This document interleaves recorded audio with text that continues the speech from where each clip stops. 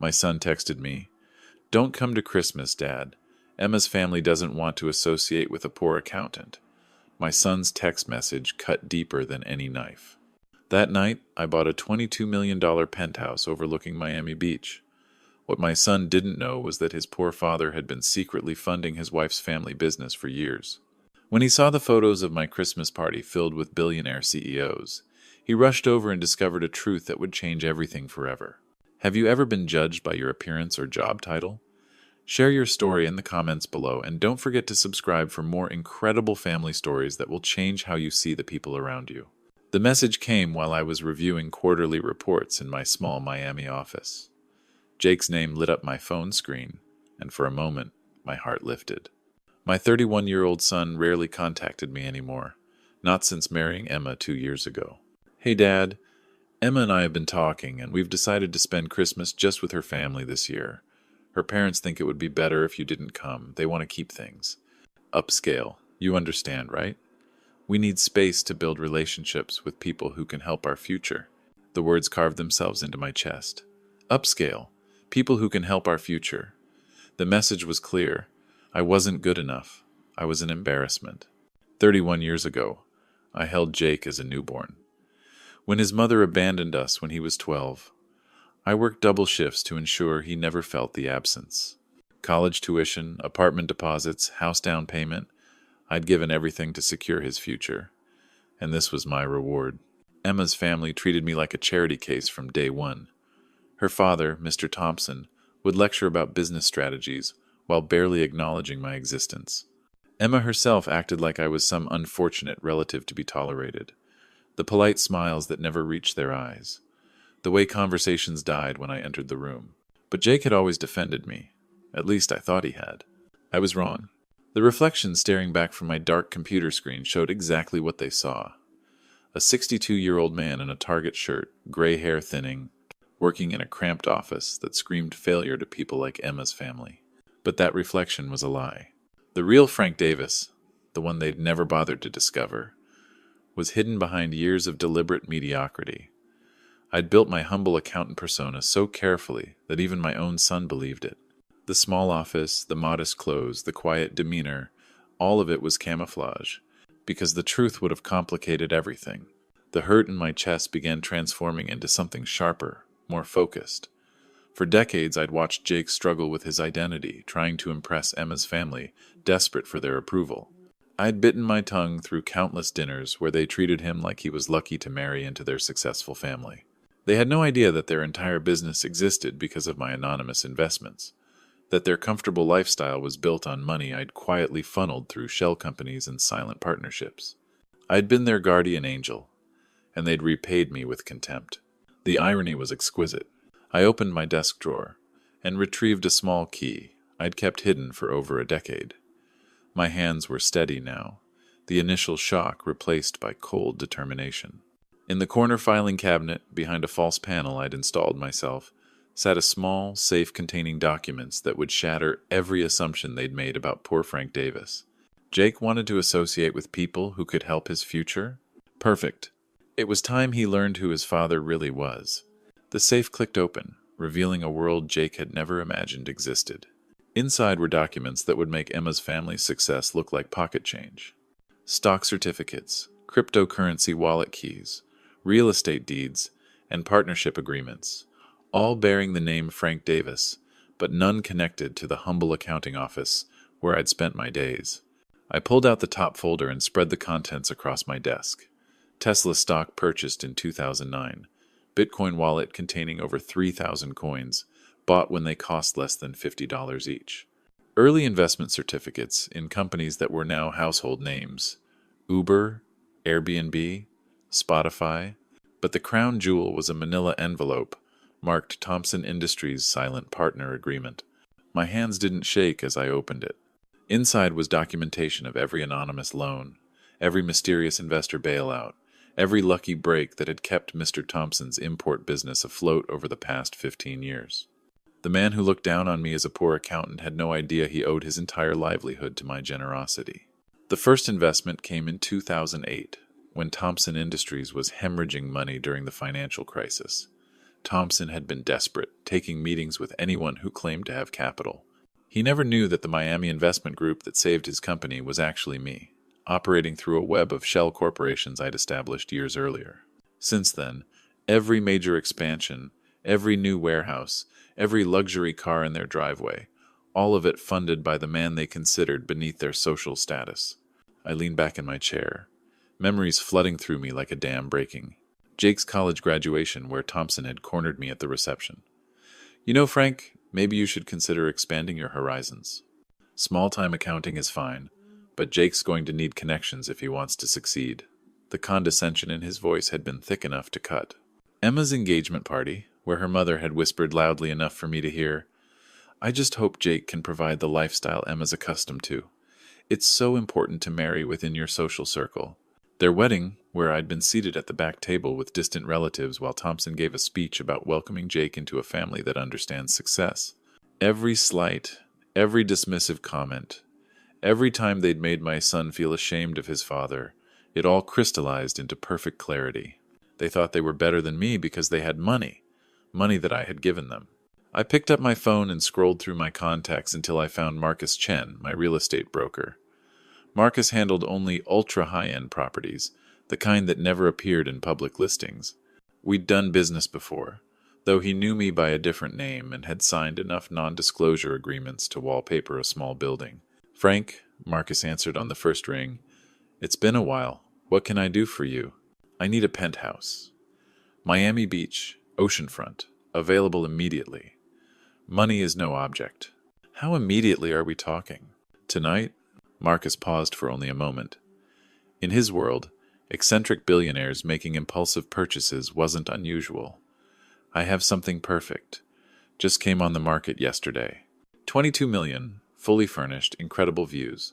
The owner needs to sell fast, due to a divorce settlement. I'll take it. Don't you want to see it first? I looked at Jake's text message, still glowing on my phone screen. Number, send me the paperwork. I'll wire the funds within the hour. After hanging up, I sat in the silence of my modest office, surrounded by the evidence of a fortune that dwarfed most people's wildest dreams. Tomorrow, Jake would see a very different version of his father. The question was whether he'd be mature enough to handle the truth. Probably not, but he was about to learn it anyway. 24 hours later, I stood in my new penthouse, watching the sunrise paint Miami Beach in shades of gold and crimson. The space was breathtaking. Floor-to-ceiling windows wrapped around the entire unit, offering panoramic views of the Atlantic Ocean. Italian marble floors reflected the morning light, while custom millwork and designer furniture created an atmosphere of understated luxury that screamed success without saying a word. Marcus hadn't exaggerated. This wasn't just a home, it was a statement. I walked through each room, my footsteps echoing in the vast space. The master suite alone was larger than my entire accounting office. The kitchen featured professional-grade appliances and a wine cellar stocked with bottles worth more than most people's cars. The dining room could seat 20 guests comfortably. Perfect for what I had in mind. I pulled out my phone and began making calls. First was David Rodriguez, CEO of the tech startup I'd helped launch in 2015. He'd gone from coding in his garage to running a company worth $800 million, and he'd never forgotten who believed in him first. Mr. Davis, David's voice was warm with genuine affection. It's been too long. How are you? I'm well, David. I'm hosting a Christmas Eve gathering tomorrow night, and I'd love for you and Maria to join me. Nothing formal, just good friends celebrating the season. Absolutely. We wouldn't miss it. Should we bring anything? Just yourselves. Oh, and feel free to mention it to the other CEOs from our investment group. The more the merrier. Next was Sarah Kim, whose biotech company had just completed a successful IPO thanks to my early funding. Then Michael Torres, who'd built a renewable energy empire with my backing. One by one, I contacted the entrepreneurs who'd become industry titans with my support. None of them knew I was the humble accountant from Biscayne Boulevard. To them, I was Frank Davis, the mysterious angel investor who appeared at crucial moments with exactly the capital they needed.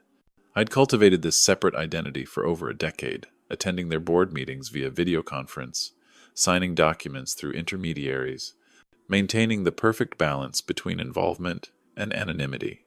But tomorrow night, both worlds would collide. As I made each call, I could feel the anticipation building. These weren't just successful business people. They were genuinely good human beings who'd earned their success through hard work and innovation. Unlike Emma's family, who'd inherited their mediocre business and coasted on my anonymous generosity, these individuals had transformed industries and created thousands of jobs. The irony was delicious. Jake wanted to associate with people who could help his future. Tomorrow night, he'd discover that his father's living room would contain more combined wealth and influence than Emma's family could access in 10 lifetimes. My phone buzzed with a text from my assistant, confirming that the catering had been arranged and the photographer I'd hired would be discreet but thorough. Every moment would be documented and shared across social media platforms. The hashtag was already trending among Miami's elite. Number Davis Christmas Gala. I walked onto the terrace and breathed in the salt air. Below, the beach stretched for miles, dotted with tourists and locals enjoying another perfect Florida day.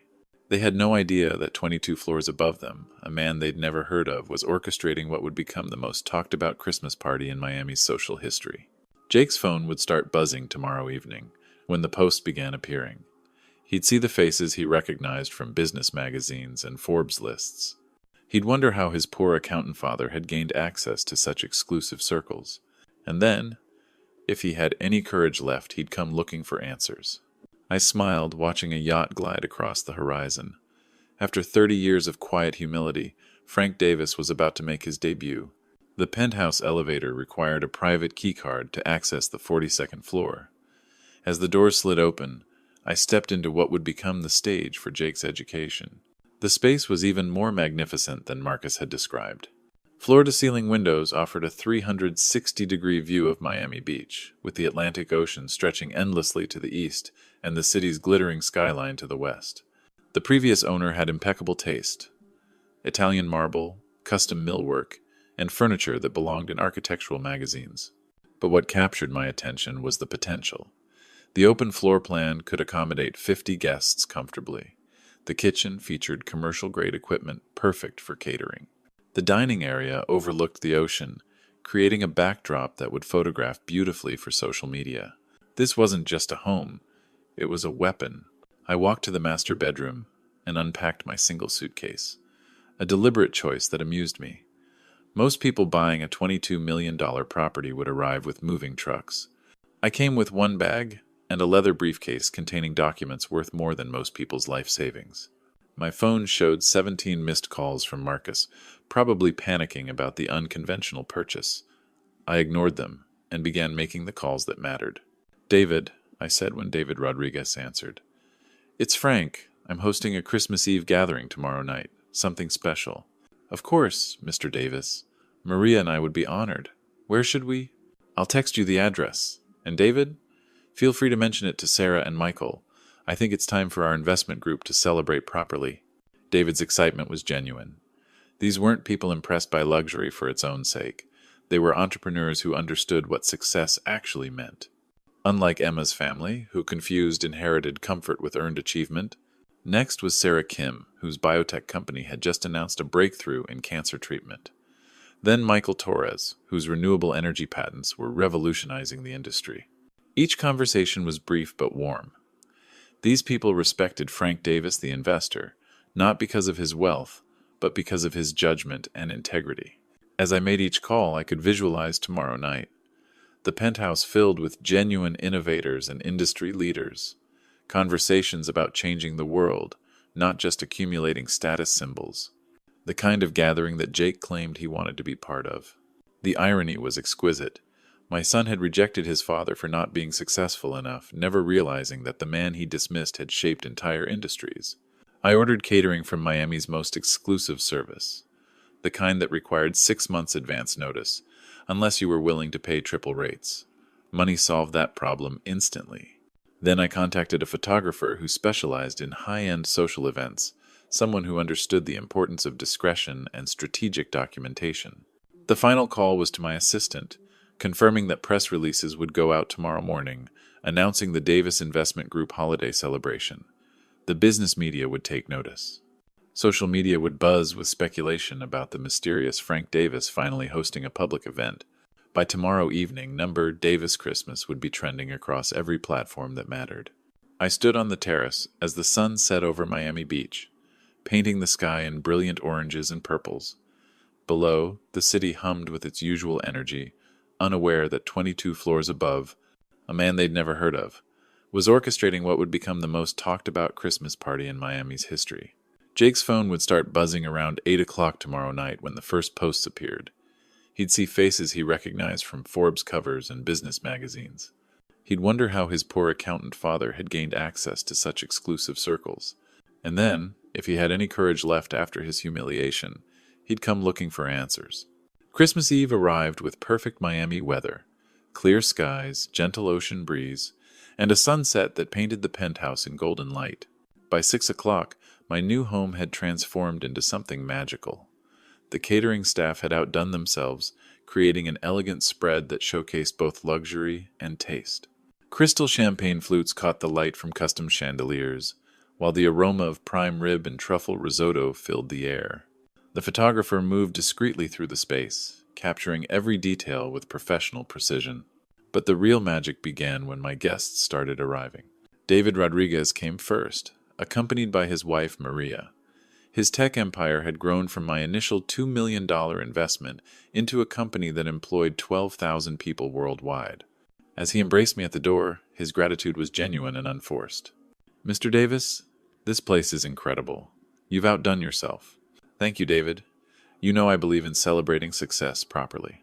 Sarah Kim arrived next, radiant with the confidence of someone who'd just revolutionized cancer treatment. Her biotech company's recent breakthrough had made international headlines, but she still credited my early support as the foundation of everything she'd achieved. "Frank, I can't believe you finally decided to host something this public. The business media is going crazy trying to figure out who you really are." "Maybe it's time they found out," I said, accepting her warm hug. One by one, they filled my penthouse. The entrepreneurs, innovators, and visionaries I'd supported over the years.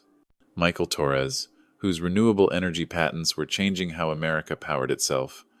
Jennifer Walsh, whose AI algorithms had revolutionized medical diagnostics. Robert Chen, whose agricultural innovations were feeding millions in developing countries. These weren't people who'd inherited their success or married into it. They were builders, creators, problem solvers, who'd earned every dollar through intelligence and determination. The conversations flowing around my living room weren't about stock prices or social status, they were about changing the world. The photographer captured it all. Candid moments of genuine laughter, serious discussions about the future of technology, the easy camaraderie of people who respected each other's achievements. Every image would tell the same story. Frank Davis surrounded by the most innovative minds of his generation. As the evening progressed, I found myself relaxing in a way I hadn't experienced in years. This was who I really was, not the humble accountant from Biscayne Boulevard, but a man who'd helped shape industries and create thousands of jobs. These people saw me clearly, appreciated my contributions, and valued my friendship. Around 9 o'clock, David raised his champagne glass and called for attention. "I'd like to propose a toast," he announced, his voice carrying across the room. "To Frank Davis, the man who believed in impossible dreams when no one else would. Every person in this room owes their success, at least in part, to his vision and courage." The room erupted in applause and agreement. Sarah stepped forward with tears in her eyes. "Frank, without your support, my research would still be sitting in a filing cabinet somewhere. You didn't just invest money, you invested faith." Michael nodded enthusiastically. "Same here. When every traditional investor said renewable energy was a pipe dream, you saw the future. You made the future possible." As my friends shared their stories, the photographer documented everything. These images would appear on social media within the hour, tagged with number Davis Christmas, and shared across every platform that mattered in the business world. I thought about Jake, probably sitting in his modest living room with Emma, completely unaware that his father's Christmas celebration was about to become the most talked-about event in Miami's social calendar. His phone would start buzzing soon. The question was whether he'd be brave enough to face the truth about who his father really was. 20 miles away in Coral Gables, Jake Davis was mindlessly scrolling through his phone when his world imploded. The first notification seemed innocent enough. a Facebook post about some high-end Christmas party in Miami Beach. But the name in the caption made his blood freeze. Frank Davis, his father's name. But this couldn't be his father. The photo showed a breathtaking penthouse with floor-to-ceiling windows overlooking the ocean. Elegantly dressed guests mingled in what looked like a scene from a billionaire's lifestyle magazine. The caption read, "Incredible evening at Frank Davis's Christmas celebration. The visionary who revolutionized startup investing. Number Davis Christmas." Jake's hands trembled as he clicked through more posts. Each image was more impossible than the last. His father, unmistakably his father, stood in the center of Miami's business elite like he belonged there. David Rodriguez, the tech CEO worth $800 million, was toasting him. Sarah Kim, whose cancer research had made international headlines, was embracing him like family. "Emma," Jake's voice cracked. "Look at this." Emma glanced over from her position on their second-hand couch, then gasped. Their modest apartment with its discount decorations suddenly felt suffocating. "Is that your dad? The poor accountant?" They scrolled together in horrified silence. Post after post revealed the same impossible truth. Frank Davis wasn't just successful, he was legendary. A business reporter had written, "Finally met the mysterious angel investor who's quietly funded Miami's biggest success stories for over a decade. Frank Davis doesn't just have money, he creates industries." Jake felt sick. The man he'd called too poor for Christmas dinner was apparently one of the most powerful investors in America. The father he'd been ashamed of was surrounded by people Jake could only dream of meeting. "How is this possible?" Emma whispered, staring at a photo of Frank standing on the penthouse terrace like he owned the city skyline. "Your dad lives above his accounting office. He drives a 15-year-old Honda." Another post appeared, this one from a startup founder. "Frank Davis saw potential in my company when everyone else laughed. 5 years later, we're worth $2 billion. Tonight, I finally got to thank the man who changed my life." The comments were flooding in. CEO after CEO sharing stories about Frank's early investments, his guidance, his uncanny ability to spot the next big breakthrough. The hashtag number Davis Christmas was trending nationally, with business media scrambling to cover the story of the secretive investor who'd finally stepped into the public eye. Jake read his own text message from yesterday, the words now burning like acid. "Her parents think it would be better if you didn't come. They want to keep things upscale." Upscale. He'd told his billionaire father that Emma's middle-class family wanted to keep things upscale. "Oh God," Jake moaned, burying his face in his hands. "What have I done?" Emma was still scrolling, her face pale. "Jake, look at this net worth estimate. They're saying he's worth over $500 million. $500 million, Jake." The room spun around him. His father, who he'd pitied for his modest lifestyle, who he'd been embarrassed to introduce to Emma's family, who he'd rejected for not being successful enough, was worth more than everyone he knew combined. And Jake had thrown it all away for what? To impress the Thompsons? To fit in with people whose combined wealth couldn't buy one floor of his father's penthouse? "We have to go there," Emma said urgently. "Right now, we have to apologize." Jake grabbed his keys with shaking hands. The drive to Miami Beach had never felt longer, each mile weighted with the magnitude of his mistake. He'd spent his entire adult life trying to distance himself from his father's humble image, never realizing that the humility was a choice, not a limitation. His father had been hiding in plain sight, and Jake had been too blind to see the truth. The penthouse lobby was more intimidating than Jake had imagined. Marble floors, crystal chandeliers, and security that clearly catered to people with serious money. The doorman looked at Jake's modest clothes, and Emma's nervous expression with barely concealed skepticism. "We're here to see Frank Davis," Jake managed, his voice shaking. "Mr. Davis is hosting a private event. Are you on the guest list?" "I'm his son." The doorman's expression shifted from skepticism to surprise, then to something that might have been pity.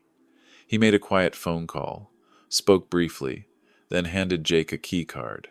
42nd floor. The elevator requires this card for access." The ride up felt eternal. Jake's reflection in the mirrored walls showed a man who looked like he was heading to his own execution. Emma gripped his hand tightly, both of them silent with the weight of what they were about to face. The elevator doors opened directly into the penthouse, and Jake stepped into a world that redefined his understanding of wealth. The space was magnificent, floor-to-ceiling windows showcasing the Miami skyline, furniture that belonged in museums, and an atmosphere of refined luxury that made Emma's family home look like a suburban starter house.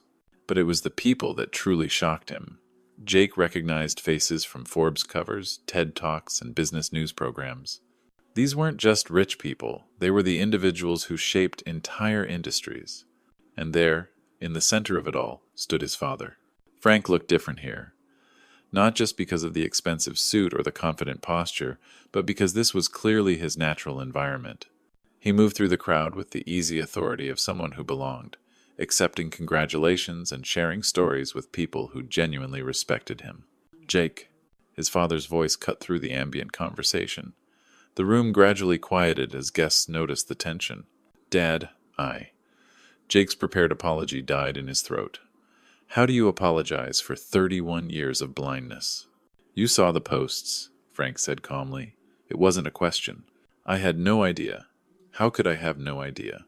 Frank studied his son for a long moment. Because you never asked. In 31 years, you never once asked about my work beyond whether it paid the bills. The truth hit like a physical blow. Jake realized that every conversation with his father had been about what Frank could provide. College tuition, car payments, house down payments. Never about who Frank actually was. Ladies and gentlemen, Frank addressed the room, his voice carrying easily across the space. I'd like you to meet my son Jake, the one who texted me yesterday to say I wasn't good enough for his Christmas dinner. The silence was deafening. 50 of Miami's most successful people stared at Jake with expressions ranging from shock to disgust. Emma made a small sound of mortification beside him, but Frank wasn't finished. Jake, I'd like you to meet Mr. Thompson. Jake turned to see Emma's father emerging from the crowd, his face ashen with embarrassment. Thompson looked like a man who'd just realized he'd been swimming with sharks while thinking they were goldfish. Mr. Davis? Thompson's voice was barely a whisper. I had no idea. Emma never told us. We never realized. That the poor accountant you've been looking down on for 2 years actually owns 40% of your company? Frank's voice was dangerously quiet. That every major contract you've landed, every expansion you've funded, every crisis you've survived, all of it happened because I made it happen? Thompson's knees actually buckled. Emma gasped, grabbing Jake's arm for support. The mysterious investor who saved your business in 2008? The silent partner who's been propping up your mediocre company for 15 years? Frank smiled coldly. Surprise. Jake felt the room spinning around him. Not only had he rejected his billionaire father, but he'd done it on behalf of people whose entire livelihood depended on that same father's generosity. The humiliation was complete. The silence stretched for what felt like hours. 50 of Miami's most successful people watched Jake Davis stand in the wreckage of everything he thought he knew about his life. Thompson was the first to break. Emma's father, the man who'd spent 2 years treating Frank like a charity case, dropped to his knees in the middle of the penthouse. Mr. Davis, please, Thompson's voice cracked. I didn't know. We never knew. If you pull your investment, we'll lose everything. The house, the business, everything Emma's grown up with. Frank looked down at the man who'd dismissed him as a poor accountant whose family had deemed him unworthy of their Christmas table. Stand up, Thompson. Begging doesn't suit you. Thompson struggled to his feet, his face red with shame and terror. You want to know the truly sad part? Frank continued, his voice carrying across the silent room. I never cared about your money or your social status. I invested in your company because Jake married your daughter, and I wanted my son's in-laws to succeed. Every dollar you've made, every comfortable night you've slept, it was all because I loved my son. Jake felt something break inside his chest. Dad, I'm so sorry. I didn't understand. No, you didn't understand. And that's the problem. Frank turned to face him fully. For 31 years, I've watched you struggle with who you are, trying to impress people who aren't worth your time. I thought if I stayed humble, stayed in the background, you'd develop your own confidence. Instead, you became ashamed of me. The room remained frozen. 50 witnesses to a family reckoning that would be talked about in Miami's business circles for years. I built this wealth not for mansions or parties, but to create opportunities for brilliant minds. David Rodriguez changed how the world manages inventory. Sarah Kim is curing cancer. Michael Torres is powering cities with clean energy. These people didn't inherit success. They earned it through vision and hard work. Frank gestured around the room. Every person here respects me not because of my bank account, but because I believed in them when no one else would. That's what real success looks like, Jake. Not the shallow social climbing you've been chasing. Emma stepped forward, tears streaming down her face. Mr. Davis, I'm so sorry. My family, we were wrong about everything. Frank's expression softened slightly. Emma, you were raised to value the wrong things. That's not entirely your fault, but Jake wasn't. I raised him better than this. Jake felt the weight of 31 years of missed opportunities crushing down on him. What can I do? How can I fix this? You can't, Frank said simply. Some mistakes are too fundamental to repair. You rejected your father because you thought I wasn't successful enough. Now you want to reconcile because you discovered I'm wealthy. Do you see the problem?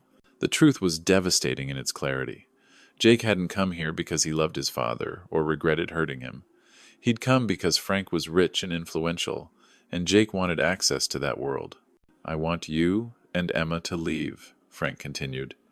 Go back to your apartment, your modest life, your social climbing aspirations.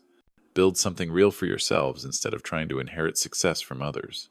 Dad, please. The man you rejected yesterday was the same person standing here tonight. The only thing that changed was your perception of my bank account. That tells me everything I need to know about your character. Frank walked to the window overlooking Miami Beach, his back to his son. I spent 31 years hoping you'd become a man I could be proud of. Tonight, you've shown me exactly who you really are. Jake stood there, surrounded by the evidence of his father's extraordinary life, finally understanding what he'd lost. Not just money or connections, but the respect of a man who'd quietly changed the world while his own son dismissed him as a failure. As Jake and Emma walked toward the elevator, Frank called out one last time, "Jake!"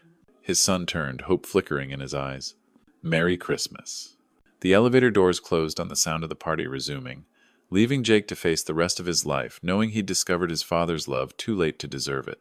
This family story teaches us that true worth isn't measured by appearances or social status, but by the love and sacrifice we quietly give to others. Frank Davis spent decades supporting his son's dreams while hiding his own extraordinary success, proving that the greatest strength often comes wrapped in humility. God teaches us through Scripture that man looks at the outward appearance, but the Lord looks at the heart. Frank's heart was pure.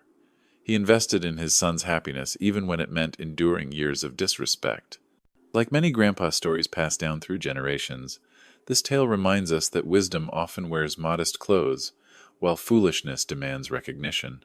The Lord blessed Frank with wealth not for personal glory, but to lift others up, from struggling entrepreneurs to his own ungrateful family.